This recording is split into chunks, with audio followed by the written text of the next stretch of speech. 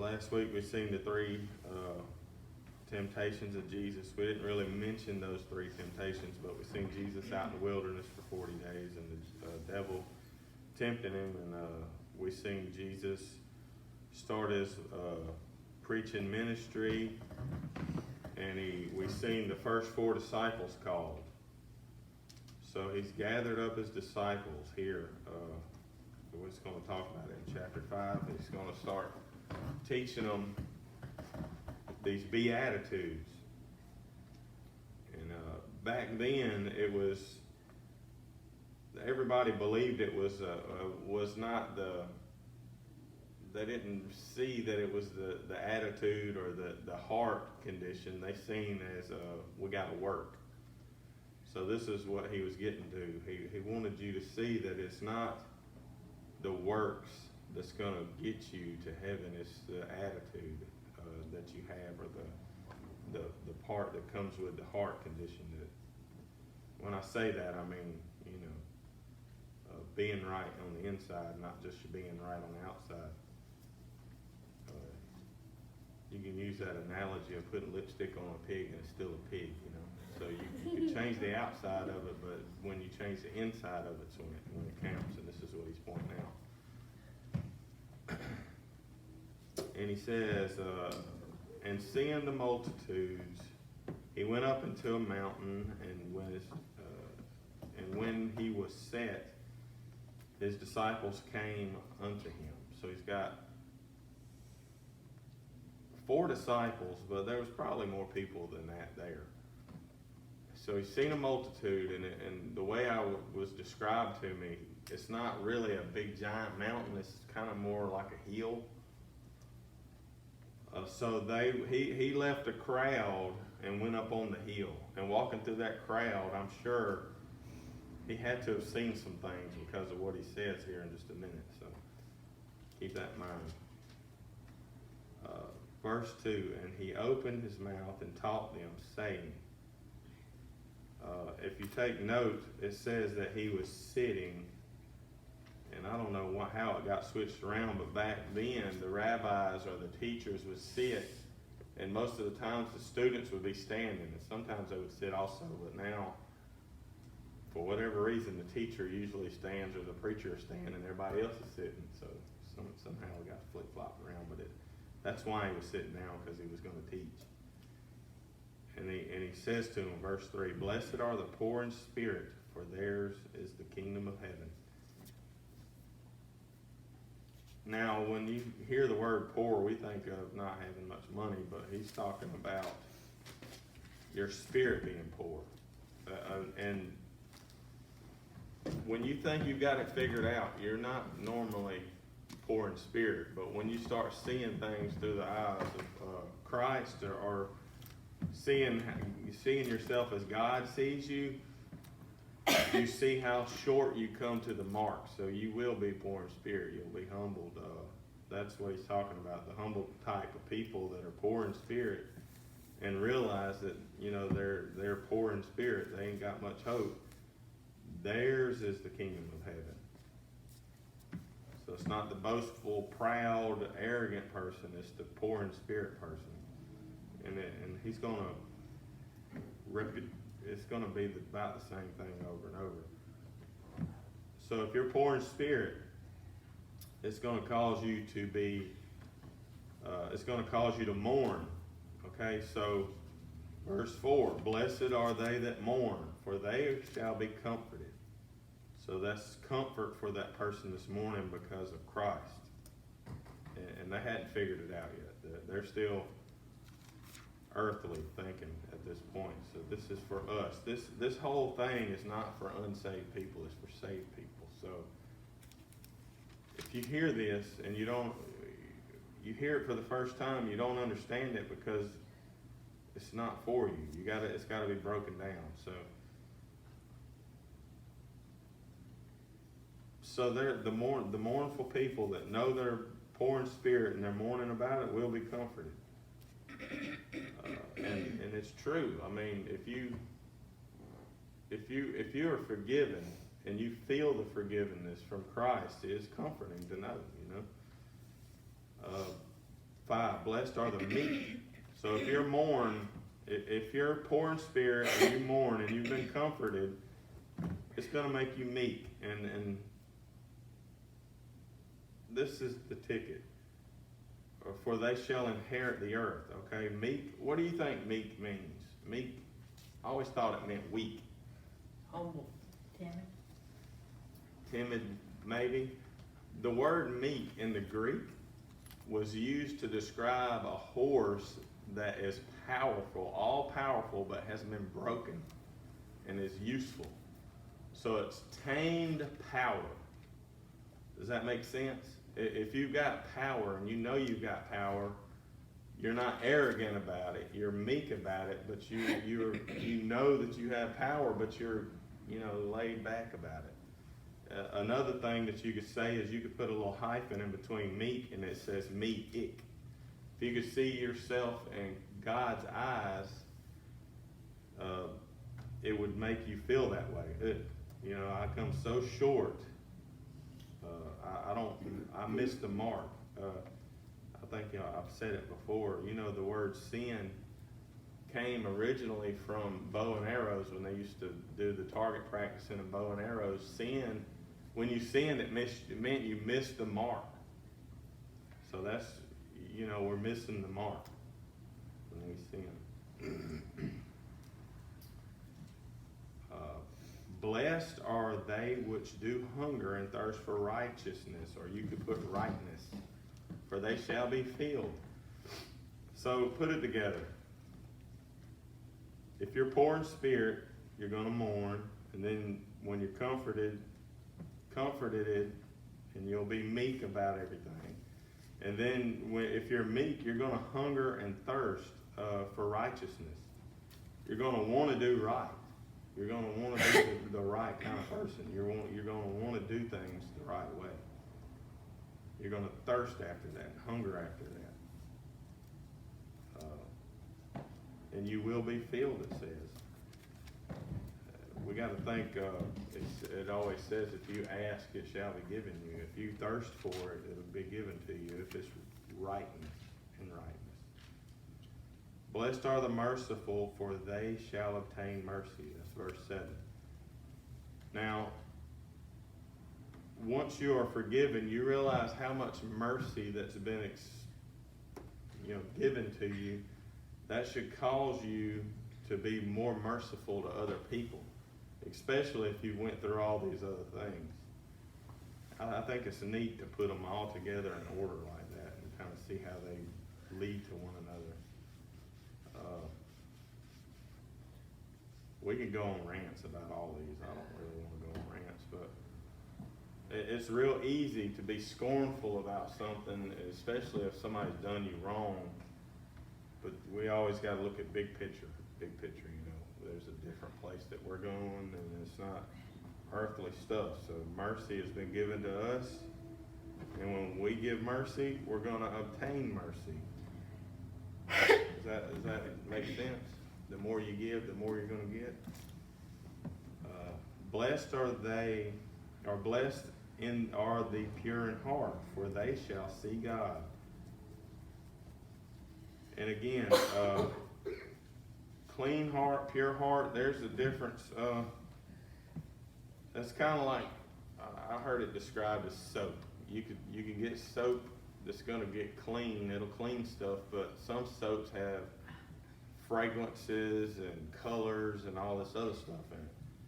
So you got to watch out with what intent, what are you doing things for? Are you doing things for people to look at you? Or are you trying to glorify God? Or you got to look at the intent of the heart. And when I say that, your actions. A lot of times when you do something and do a good job and somebody tries to pat you on the back and you say, well, it was God. That's good enough. But you keep saying, oh, it's good. It was God. That was God right there. That was God. Then you're like, hey, look at me again. And so you got to be careful about the intent of the heart. It's a tight wire, Being a Christian is like walking a tightrope.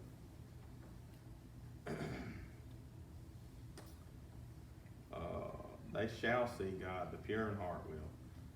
9, blessed are the peacemakers, for they shall be called the children of God. Now, when I think of a peacemaker, I think of like a Colt 45.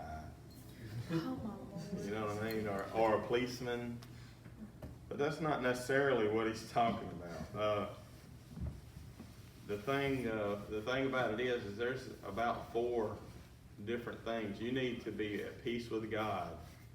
You need to be at peace with people. And you need to help people make peace with God. And you need to help people make peace with each other. That's a peacemaker.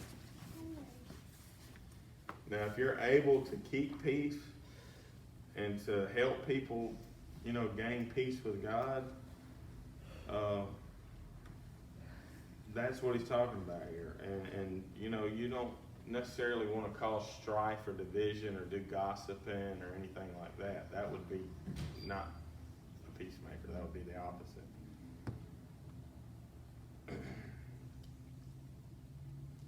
Verse 10. Blessed are they which are persecuted for righteousness' sake, for theirs is the kingdom of heaven.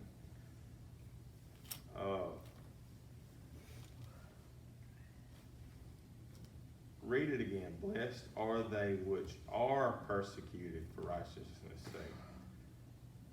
It don't say that may be persecuted for righteousness' sake. 1 Timothy, I can't remember now. 1 or 2 Timothy. Paul says that I'm going to say it in words. He says if you're going to be a Christian and follow Christ, you will be persecuted. 2 Timothy 4:17. There you go. I couldn't remember. I knew it was in one of the Timothys. But we underline things like the good stuff, like the promises of God and all this stuff, and take my yoke because it's light, put your burdens on me and all this good stuff. How about going and underlining those? Like we're going to be persecuted for following Christ. That's a good thing. We're blessed to be persecuted for being a Christian. That's what it's supposed to be. Now, there's a story. I heard a story. It's good to be persecuted for Christ's sake, but it's not good to be persecuted because you're a weirdo. There was a lady. I heard this story. I don't know how true it is, but suppose it has to be true because it does not make sense. But suppose, or this lady supposedly was preaching about how all you have to do is have faith of a mustard seed, and she would strip down to her underwear and rub mustard all over herself, and they were giving her a hard time, trying to, because she's being a weirdo, and she's blaring out, "I'm being persecuted for Christ," and thank God I'm being persecuted for Christ, and it's like, nah, not necessarily. You're being persecuted because you're a weirdo. You're rubbing yourself down with mustard, not being weird. So. Why does he listen to me? It's a good with story. a real reason or something. Look, Make up a I'm real telling thing. you, I'm being serious. Not something you heard. Persecution is going to come, but are we persecuted because we're sharing the gospel, or is we persecuted because we're being over the top weird? There's a place and time for everything. We can, on Tuesday nights, our conversations get really weird about some demons and whatever, possessions and all this stuff. Now, if you went into a grocery store and just started talking to people about this demons possessing and driving out demons and stuff like that, you would be persecuted wrongly because you would be looked at as a weirdo. That's a point I'm trying to get across. There's a place and a time for everything. Now, Jesus died for you and you died for your sins. That's what we need to be sharing. But just because it's true don't mean that we need to be just sharing it with people, because it's probably going to drive folks away.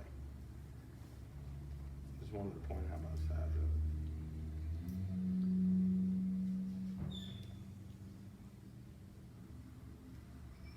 Blessed, this is 11. Blessed are you when men shall revile you and persecute you and shall say all manner of evil things are evil against you falsely for my sake. Again, here's the one I like. I'll say something and it won't even be with any kind of intent of being rude, and I'll hear this. I thought you were supposed to be a Christian. You're a deacon of the church. Yeah, right. I'm like, yep, there it goes. And I won't even mean anything bad about it. You can't judge me. You know what I mean? I'll just say one thing. You can't judge me. I'm like, I'm not judging. I'm just stating a fact. That's the kind of stuff I think about when you when holy that happens. roller, Bible thumper. Yeah, and all you said is like one word. And it's like, Jesus we can Christ. expect it, okay? This is how it's going to be.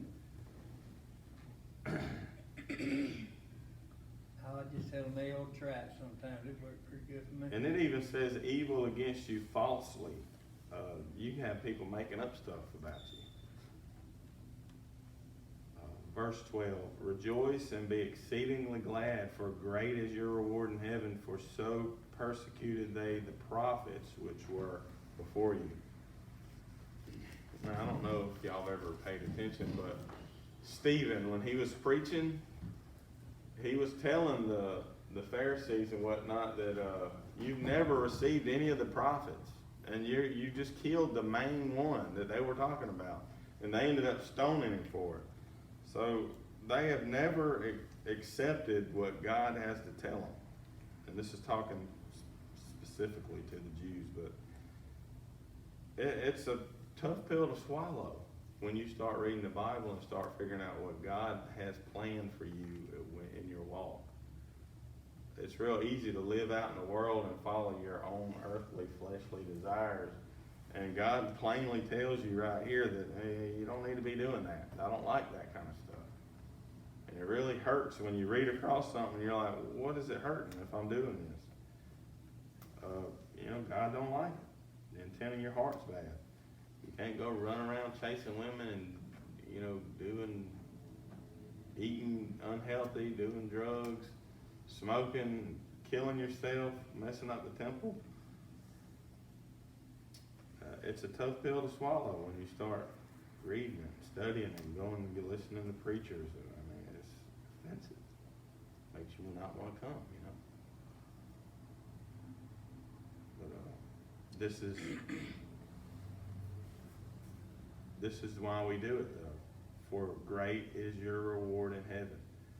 If you get it through your mind that you're going to live forever, your spirit is going to leave you and it's going to last forever, and there's only two different places it can go. It don't just straddle a fence or go into limbo. You can't just roam the earth and haunt people. It goes to hell or it goes to heaven. It's scary to think about. I used to tell them, that I wasn't gonna get mad at them or nothing, get revenge on them, cause when I die, I'm gonna come back home. But I find out I can't come back home, so I guess I might start.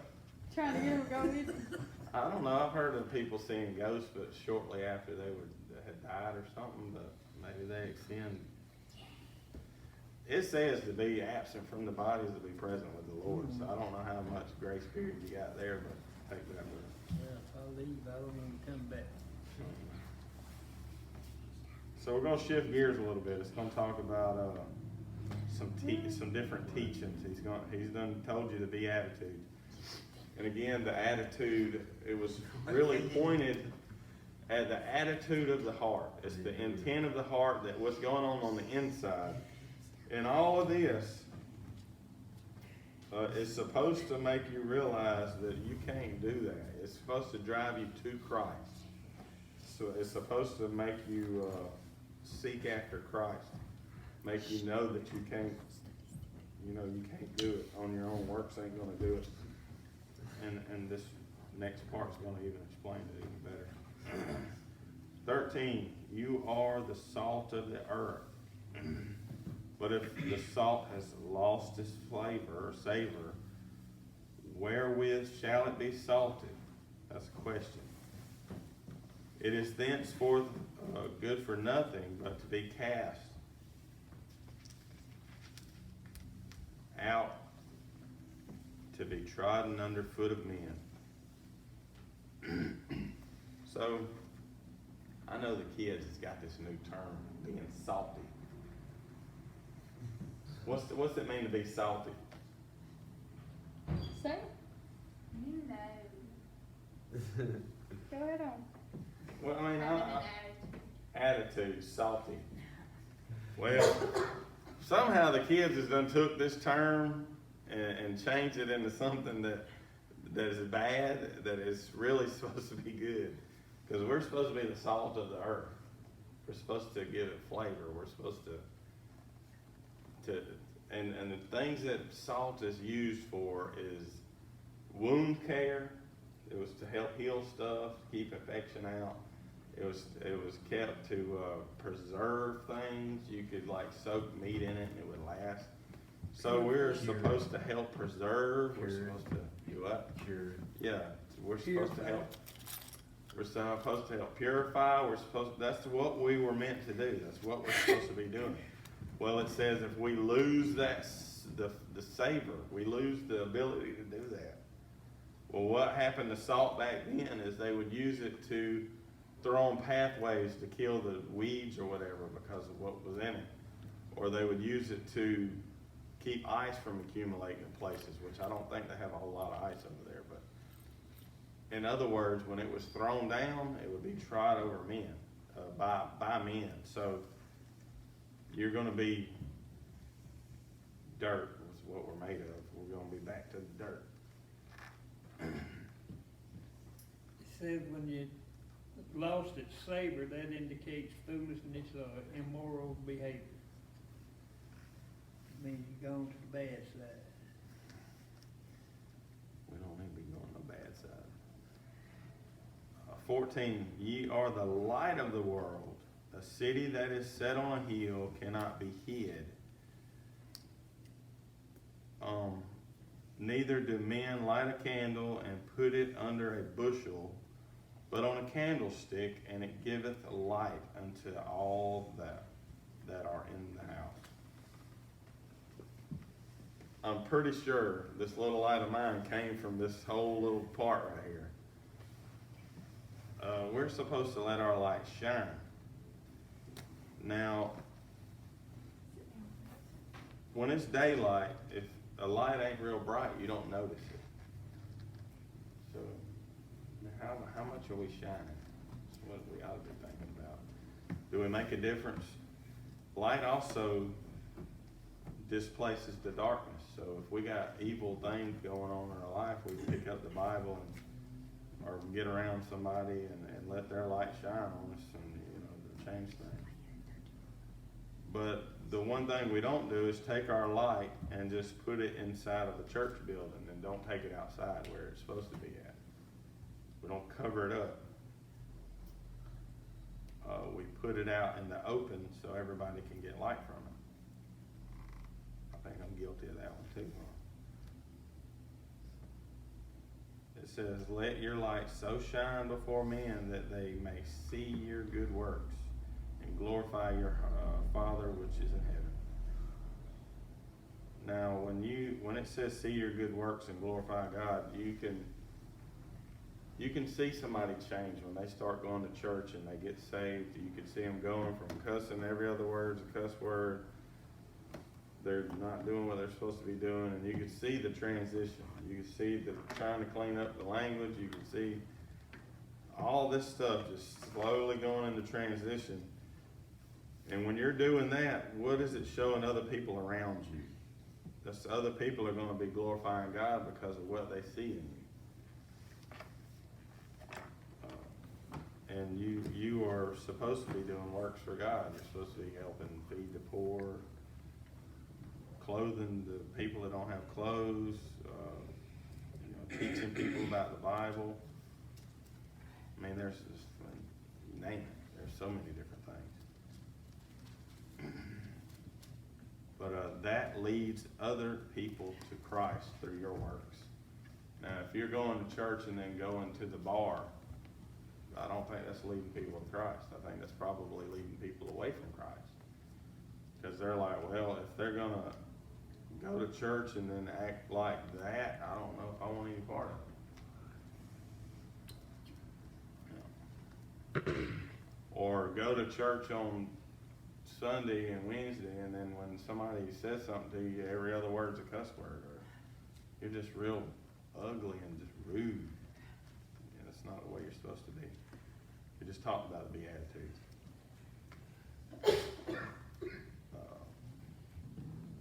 17, think not that I am come to destroy the law or the prophets. I am not come to destroy, but to fulfill. Now, we think of the Old Testament as the Old Testament. That's what they went by, was the Tanakh, however you say it. That's what they lived by, and most commonly they called it the law and the prophets. Okay, so that's what we know of as our Old Testament. That's what he's talking about. Don't say that I come to destroy that, but I come to fulfill it. The prophets, everything that was in the prophets, man, if you just read Isaiah and pay attention to it, been talking about Jesus from the very first chapter. He's come to fulfill the prophets, and he come to fulfill the law. Now, the Ten Commandments is what we think of as the law, which it was, which they had a whole lot of other laws. But how does he fulfill the laws? He turns the laws into, for us, he turns the laws into a mirror almost. He don't make us live by the law anymore. When we read the Ten Commandments, we ought to say to ourselves, uh-oh, that's impossible. What am I going to do? I can't do that. That's where he stepped in. He was able to do that. He was able to live by the law perfectly. He was able to fulfill the Ten Commandments. And he points it out later that we'll have to get there. He says here in a minute, murder. He compares murder to just being mad at somebody. So he's pointing to that it's not nothing that you can do physically to get saved. And that's the whole point. That's why he says it. That's how he fulfilled it.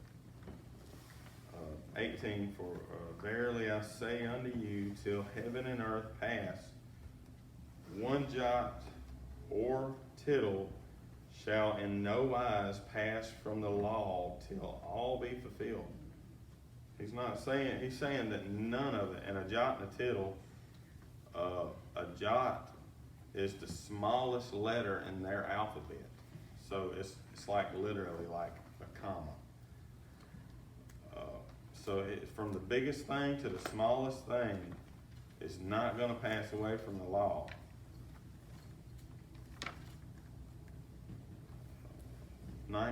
Whosoever therefore shall break one of the least commandments and shall teach men so, he shall be called the least in the kingdom of heaven.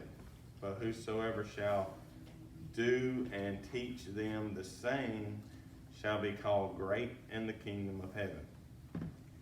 So if you're leading people to Christ and if you're leading by example and you're teaching by example and you're leading people to Christ, you're going to be great.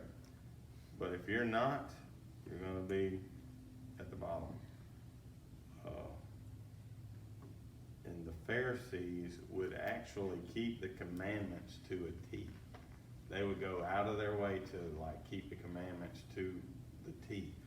So there's really upside down talking here, because they're probably scratching their heads saying, what? This don't make sense. So we'll keep reading it, because it's going to make sense if we get there far. If we get that far, it'll make more sense. For I say unto you that except your righteousness thou shall exceed the righteousness of the scribes and the Pharisees, ye shall in no case enter in the kingdom of heaven. That should have been, that'd be like telling us, what's one of the most famous preachers? Who's one? Who's like a really famous preacher? Just say one. I don't know. Jimmy Swaggart? That'd be like, unless you can do better than Jimmy Swagger, you ain't gonna make it to heaven. Hey, that's pretty much what Jesus just told the rest of it. And they're like, I bet you they done like this right here, man, we ain't never gonna make it. Because they like hold that thing to a T. And I'm talking about, when they talk about, they had a lot of, they added to it. But in the 400 years that God was not in between the Old Testament and New Testament, God was right. They started adding verbal, like oral laws. They talked them up. And they would just add to the law and just add and add and add. So they even got to where you couldn't even tote what was called a burden. And the burden was the weight of two or four dried figs. I can't remember now. You couldn't wear your false teeth if you had false teeth. You couldn't look in a mirror. I mean, it was like you couldn't walk with so far. And they would follow these to a T on the Sabbath day. This is the stuff you could not do. So for him to say that, if you're gonna make it to heaven, you got to do better than they did. And they're still thinking, outside. They're talking about works here. So I guess, in theory, if you're able to work and keep a good heart, like Jesus did, you could make it to heaven. But if we were created to be able to do that, why did God send Jesus? That's the big ticket. That's the big question.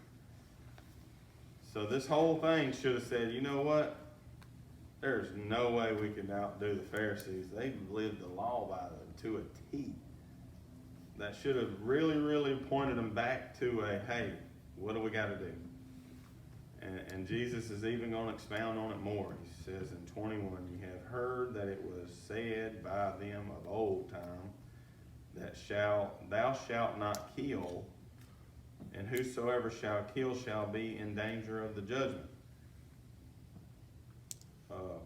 That's talking about judgment to go into hell. You kill somebody, you might go to hell. And Jesus says, but I say unto you, that whosoever is angry with his brother without a cause shall be in danger of the judgment. And whosoever shall say his brother Raka shall be in danger of the council. But whosoever shall say thy fool shall be in danger of hellfire. Now Raka and thy fool is real close. It's like calling somebody stupid or you idiot. Both of those kind of have the same meaning, but the one, thy fool, ain't how we think of it now. It ain't just calling somebody a fool. It's bad, like saying you stupid retard or being really, really mean to them. So if you do that, you're in danger of hellfire. If you're being ugly to people, so, putting them down. Now, he just compared killing somebody spiritually to killing somebody physically. Now, this is how big of a deal this is. You are in danger of going to hell for spiritually killing somebody. Belittling them, you want to put it that way. I know people that like trying to make me feel like I'm this tall when I know what I'm talking about most of the time. It's a dangerous, slippery slope. Same. And when something like that happens to you, you ought to go back to about 15 verses back, and you will be persecuted for his sake or whatever. You ought to say yes. I feel like this dog. Yes. Okay. 23. Therefore, if you bring thy gift to the altar, and there rememberest that thy brother hath aught against thee, leave there thy gift before the altar, and go thy way. First be reconciled to thy brother, and then come and offer thy gift. Now, realize what it says. If you come up here to the altar to pray, we don't sacrifice anymore. Of Christ died, that was our one and only sacrifice. But if we come to the altar to pray, now you don't just chase around people trying to forgive them or say, hey, I did you wrong, will you forgive me? It says when you come to the altar to pray, and for whatever reason it comes to your mind, the Holy Spirit's going to say, hey, you know you did this person wrong, or you know this person may be mad at you. It ain't if you're mad at somebody, but if somebody is mad with you, you need to get up right there, quit praying, go get up, or maybe pray about it, but get up, go find that person and reconcile it. It means, you know, hey, I realize I did you wrong, or I realize that you may be mad at me. You know, I feel bad about it. I'm sorry. And they'll probably say, you know what, no skin off. I mean, most of the time, they don't even realize that they did anything wrong. But that's how bad it is. Even if you got somebody that's got aught against you, you need to go make it right. That means at some point in your time that you've done somebody wrong. You need to go make it right before you get down here at the altar. That's if it comes to your mind while you're at the altar praying. I think you'd run yourself ragged. If you were a mean person before you were saved, you'd probably run yourself ragged trying to hunt down all the people you did wrong. So it specifically says, if you bring your gift to the altar and there rememberest, and there, while you're there, you remember. Okay, if you don't mind. 24, leave there. Okay, 25. Agree with thine adversary quickly while thou art in the way. While thou art in the way with him, or on the road with him. Lest at any time the adversary deliver thee to the judge, and the judge deliver thee to the officer, and thou be cast into prison. Verily I say unto thee, thou shalt not no means come out thence till thou hast paid the uttermost farthing, whatever, until you paid your debt. Now back then, if somebody owed you something and you wanted to sue them, you'd pretty much have to go drag them to court. You'd have to go physically put your hands on them and drag them to the council and let the council, and you'd have to have 2 witnesses with you. You would sue them for whatever. But the whole point is, once you go to jail and you're not going to get out of jail until you paid it, how do you work to make the money to pay it, to get out? I mean, it's like a vicious cycle there. I mean, it's, the point is you're not going to get out. If you don't make things right with that person on the way to the judgment, if you don't, but this is what he's talking about. When that person comes to you and starts dragging you to be judged, you better get right, or you're going to be cast into somewhere you're not going to be able to get out of. See what I mean? I think this is pointing right at Jesus. I think, hey, you need to get right with Jesus before it's too late and the judgment happens and you get cast into somewhere that you can't get out of. Tell me if I'm wrong or right. I think it's got more than just one meaning. What do you think, Richard? With this, where it's talking about agree with the adversary, you go try to make it right between them, between you and him, before you have to go to court. Because the longer it waits out, the more time you're going to get. Unless you could, if you get sent to court, then you could, if the family members would work around and pay what you owe, then you could get out. If it didn't, you stayed in there until whenever. But, you know, that's what he's talking about. You don't try to work it out before it gets to the point where you got to go to. I think there's some more meaning in there too. Interesting. 27. Ye have heard that it was said by them of old time, thou shalt not commit adultery. But I say unto you that whosoever looketh on a woman to lust after her hath committed adultery with her already in his heart. Now he really starts pointing to heart. He starts talking about these heart things. And you ought to be saying, hey, this whole thing was about what's going on in the heart. It ain't got nothing to do with works at this point. What's interesting is thinking about, he just walked through this crowd of people and he's teaching his disciples this on a hill.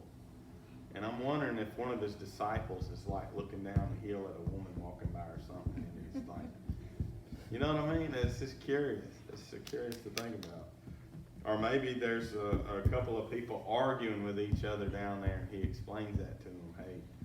Hey, or you see somebody getting drugged by their hair going by, and he knows that they're fixing to go judge him. It's curious to think about that kind of stuff. Quit. And he's sitting there and teaching his little disciples, and all this stuff's going on. It's cool to think about. But just thinking about it, you've already done it. 29, and if thy right eye offend thee, pluck it out, and cast it from thee. For it is profitable for thee for one of thy members should perish, and not that thy whole body shall be cast into hell. Now, if you look at things that you shouldn't be looking at, I think what he's saying is the severity is so, it's like the severity of the situation is like you need to pluck your eye out. Whether he's being literal or not, is like that's just showing like how crucial it is for you not to be doing what you're doing. Pluck your own eye out. Well, the whole thing about it is, if you plucked out your eye, you still got one more eye. You're going to still see it. And if you plucked out your other eye, you're still going to think about it. So I think the severity of the situation is, hey, this is how bad it is. This is going to get you put in hell if you don't quit doing it. It's like, hey, pluck out your eye would be better than to be going, you know what I mean? Maybe if you was doing it or looked at it with your good eye, you'd be like, oh, I just lost one eye because of that. I'll quit doing it. I don't know. But he goes into this.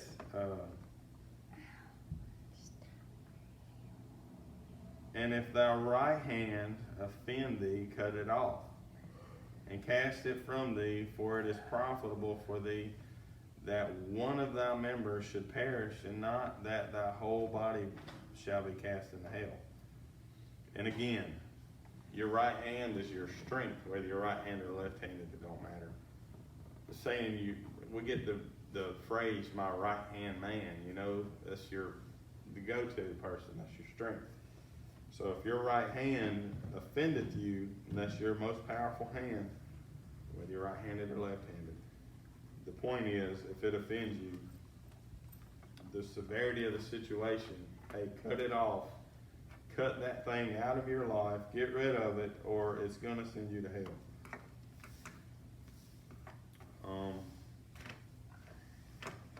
That's a pretty tough pill to swallow. But you know, it's also talking about that self-mutilation and amputation is not effective way to overcome sin. Sin arises from a corrupt heart rather than flesh and bone. That's what he's You know, trying if to your get. heart's right, you ain't got to pluck your eye out or cut your hand out. Yeah. That's why I said you got another hand. I mean, is that not going to offend you too? And then you got feet. I mean, you're going to start you're just going to be a post. The note here says the eye represents lustful at a point, and the hand represents immoral deeds.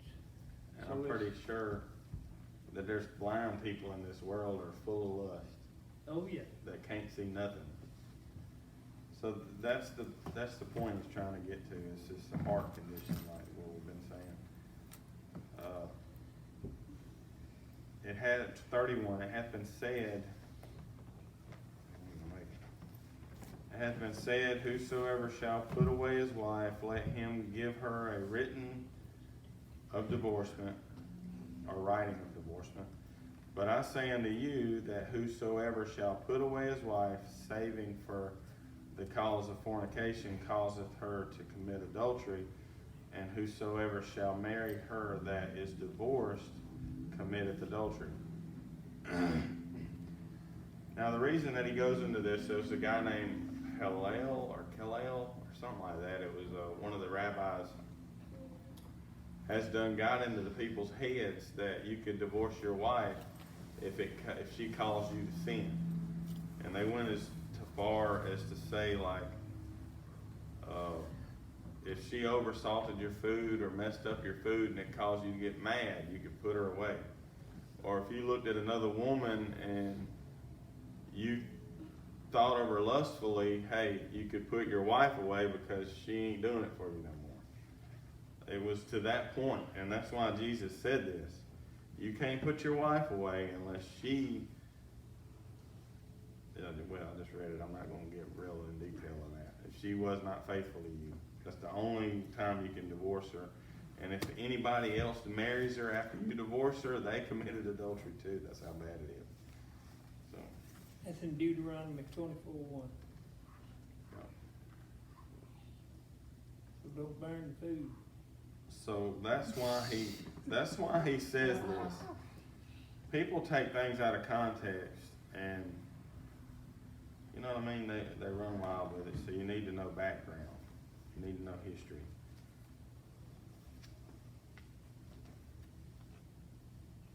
33, again ye have heard that it hath been said by them of old time. And all this stuff he's referring back to is the Old Testament stuff that we still have. We got all this stuff that he's referring to. We can go back and look at it in the Old Testament. By them of old time, thou shalt not forswear thyself before, but shall perform unto the Lord thine oaths.